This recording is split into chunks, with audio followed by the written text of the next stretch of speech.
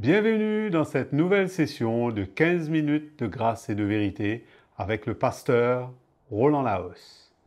Sans tarder, nous allons adorer le Seigneur de tout notre cœur avant d'écouter sa parole ce matin. Dans la douceur de ta présence, je m'incline devant toi. Dans la douceur de ta présence, je m'incline devant toi. Devant ton amour, devant ta parole, devant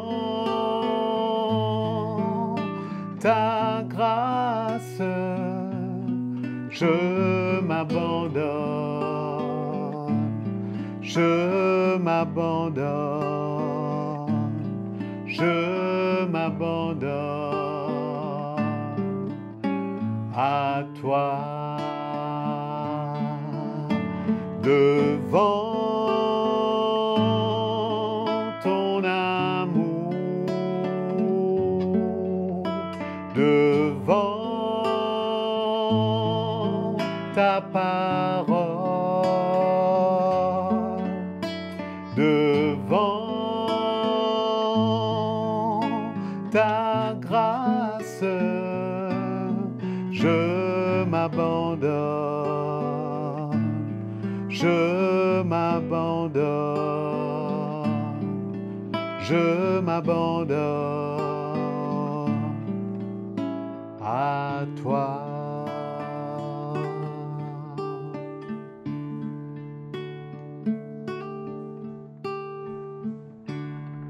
Nous allons maintenant écouter la parole de Dieu qui va sûrement nous édifier ce matin. Bonjour mes frères et sœurs, quelle joie d'être ensemble chaque jour dans ce programme de 15 minutes de grâce et de vérité. Pour vous rappeler, nous sommes dans cette série là où on parle de la vie et du comportement du croyant. Et je voudrais remercier Patrick avant tout pour le temps qu'il met à part pour nous conduire dans la louange. Et cela nous aide afin de nous retrouver dans la présence du Seigneur pour écouter sa parole. Et merci d'être à l'écoute. Nous allons parler aujourd'hui de quelle manière connaissons-nous Christ. Les premiers disciples avaient connu Christ et l'avaient côtoyé selon la chair. Aujourd'hui, aussi les chrétiens peuvent le connaître dans le naturel, même si Jésus n'est plus là dans le naturel, même s'ils ne l'ont pas vu physiquement, selon une connaissance de la parole intellectuelle ou bien des recherches historiques de la vie du Seigneur et du peuple d'Israël. Nous pouvons voir toutes ces choses qui sont intéressantes. Nous pouvons faire ces recherches. Mais est-ce que c'est ça, véritablement, que de connaître Jésus-Christ? Nous allons lire dans 2 Corinthiens chapitre 5, le verset 16. Ainsi, dès maintenant, nous ne connaissons personne selon la chair, mais si nous avons connu Christ selon la chair, maintenant, nous ne le connaissons plus de cette manière. Voyez? Et c'est incroyable comment les disciples l'avaient connu, mais il y a une autre étape de connaître Christ maintenant, c'est dans l'esprit. Et c'est là-dessus que nous voulons attirer notre attention dans ce moment que nous parlons aujourd'hui. Dès que nous devenons un enfant de Dieu, une nouvelle créature en Christ, Les choses doivent prendre maintenant une tournure de l'esprit. Toute notre vie était que dans le naturel auparavant. Maintenant, ça prend une tournure spirituelle dès que nous sommes nés de nouveau. Les choses anciennes sont passées. Les choses nouvelles viennent de l'esprit maintenant. Alors, beaucoup de chrétiens essayent de toujours demeurer à vouloir connaître Jésus dans le naturel, comme une connaissance de la Bible. Et comme j'ai dit tout à l'heure, de point de vue historique. Mais ce n'est pas la priorité.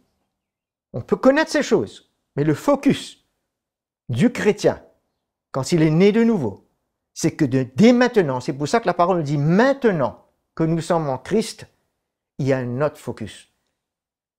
Il y a un regard de Christ dans l'esprit qui s'ouvre à notre cœur.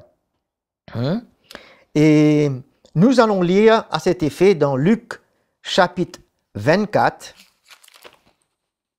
Nous connaissons l'histoire des disciples d'Emmaüs qui marchaient avec Jésus sur cette route d'Emmaüs et dont la parole nous dit qu'il ne leur était pas permis de reconnaître Jésus parce qu'il y avait un moment où Jésus voulait se révéler à la fin de cette marche avec eux, mais pas dans le naturel. Alors nous voyons qu'au verset 27, il est dit quand Jésus marchait avec eux et commençant par Moïse et par tous les prophètes, il leur expliqua dans toutes les Écritures ce qui le concernait. Lorsqu'ils furent près du village où ils allaient, il parut vouloir aller plus loin. Jésus voulait les tester, les éprouver. À quel degré il voulait vraiment le connaître. Et il est dit dans le verset 29, « Mais ils le pressèrent en disant, « Reste avec nous, car le soir approche, le jour est déjà sur son déclin. » Il entra pour rester avec eux. Il y avait un désir là de connaître plus de ce qu'ils avaient entendu sur le chemin avec Jésus. Et c'est comme cela que le Seigneur va se manifester à eux, où ils vont reconnaître Jésus. Pendant qu'ils étaient à table avec eux, il prit le pain et dit la bénédiction, puis il le rompit et leur donna. C'est à ce moment-là que leurs yeux s'ouvrirent et ils le reconnurent. Mais il disparut de devant leurs yeux. C'est-à-dire que la minute qu'ils ont reconnu que c'était Jésus dans le naturel, Jésus avait déjà quitté les lieux. Quel message que nous recevons ici? Que le Seigneur ne voulait plus, dès ce moment, après sa résurrection, sa mort et puis sa résurrection, d'être connu selon la chair, dans le naturel. Mais que maintenant, même s'il portait un corps spirituel, mais ce n'était pas l'attachement à Jésus visuellement. Jésus voulait maintenant que ce soit une autre étape, qu'ils le connaissent par le Saint-Esprit, dans l'Esprit. Et nous voyons qu'il y a quelque chose que nous notons ici, c'est quand il rompit le pain. Et je crois que quand nos vies sont brisées, c'est là où la révélation s'ouvre à notre cœur. C'est là où l'Esprit de Dieu est capable d'avoir accès et de révéler Jésus à notre cœur. Et c'est la part de chaque chrétien né de nouveau, mes frères et sœurs. Et c'est là où je veux vous encourager aujourd'hui. Dorénavant, ils ne devront plus le connaître de la même manière, mais dans l'Esprit et par l'Esprit de Dieu. Pas par aucun autre moyen et pour aucun autre but. Et c'est ça qui devrait être notre but maintenant en tant que chrétien. Nous verrons dans un moment comment c'était le but de Paul. Comme nous sommes emmenés à connaître Jésus dans l'Esprit, le Saint-Esprit nous emmènera à connaître le corps de Christ également dans l'Esprit. Quand on connaît la tête, par l'Esprit de Dieu qui nous révèle Jésus, mais nous, le Saint-Esprit révèle à notre cœur la valeur du corps relié à la tête. Et tout cela, c'est une révélation spirituelle et non dans le naturel.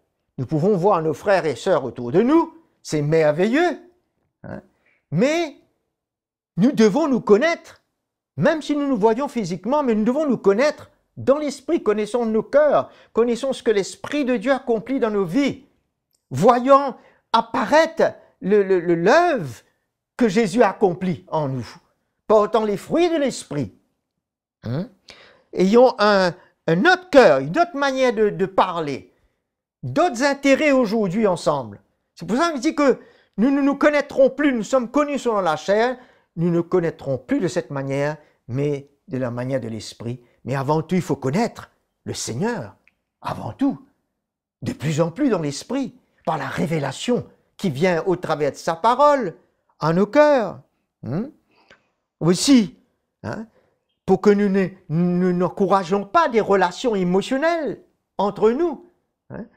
C'est comme entre mari et femme, entre parents et enfants. De se connaître, même si nous sommes proches d'une manière familiale, mais que nous puissions être proches dans l'esprit, d'arriver à se connaître dans le Seigneur, par l'œuvre qui se fait dans chacun des membres de la famille, dans nos cœurs.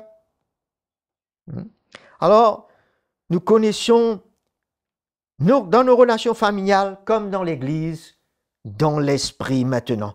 1 Corinthiens 2 nous dit,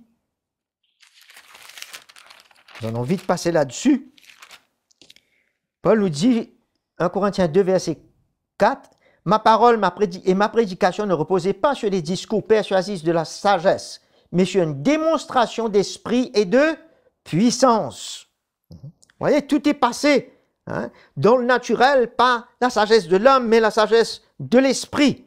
Une démonstration de l'esprit que nous devons rechercher, afin que votre foi ne soit pas fondée sur la sagesse des hommes.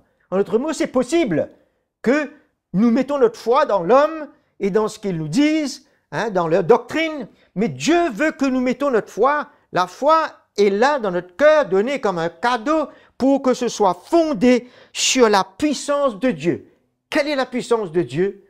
C'est la croix de Jésus, la mort et la résurrection de Jésus-Christ révélée à nos cœurs par le Saint-Esprit. C'est Jésus qui devient notre sagesse. Comme il dit, il est devenu notre sagesse. Cependant, c'est une sagesse, verset 6, que nous prêchons parmi les parfaits, sagesse qui n'est pas de ce siècle, pas des hommes, pas dans le naturel, ni des princes de ce siècle qui vont être réduits à l'impuissance. Mais plutôt le verset 7 nous dit, nous prêchons la sagesse de Dieu, mystérieuse et cachée, qu'il faut aller chercher. Elle est cachée, mais le Saint-Esprit va nous révéler que Dieu avait prédestiné avant les siècles pour notre gloire. Et il nous dit aussi, au verset 12, « Or, nous n'avons pas reçu l'esprit du monde, mais l'esprit qui vient de Dieu, afin de savoir ce que Dieu nous a réservé dans sa grâce. » Beaucoup de choses nous est réservé. Et Paul avait un cœur d'aller chercher. C'est ça l'exemple. Nous voyons son but dans Philippiens 3.10. Nous allons le lire très vite, avant de terminer. Mon but, est-ce que c'est ton but ce matin? Un but dans l'esprit, et de le connaître, pas dans le naturel, il n'est plus là, mais ainsi que la puissance de sa résurrection. Comment connaître cela? Comment connaître la communion de ses souffrances aujourd'hui? Jésus n'est plus là, on ne le voit plus, mais par le Saint-Esprit, il gagne nos cœurs par la révélation de ce qu'il a fait pour nous et nous emmène à vouloir nous identifier pleinement à ses souffrances et à sa mort pour, si possible, avoir la résurrection d'entre les morts, nous dit Paul. Quelle grâce! Je vous encourage, nous tous, à rechercher la révélation de l'Esprit, à connaître Jésus avant tout dans l'Esprit, lui la tête, et nous connaîtrons nos frères et sœurs, nos familles, tout le monde dans l'Esprit, tous les frères et sœurs. Amen. Que le Seigneur vous bénisse. Je vous revois à la prochaine session. Nous sommes bénis par le message que le Seigneur a mis dans le cœur de son serviteur, le pasteur Roland Laos, dans cette session de 15 minutes de grâce et de vérité. Nous vous encourageons à aimer la vidéo et à partager à tous ceux que vous connaissez. N'oubliez pas de vous souscrire à notre chaîne CTMI et à cliquer sur la petite cloche pour être averti des prochaines sessions. Prenez contact avec nous à l'adresse indiquée sur votre écran et partagez vos commentaires et vos expériences avec le Seigneur. On vous aime et à bientôt.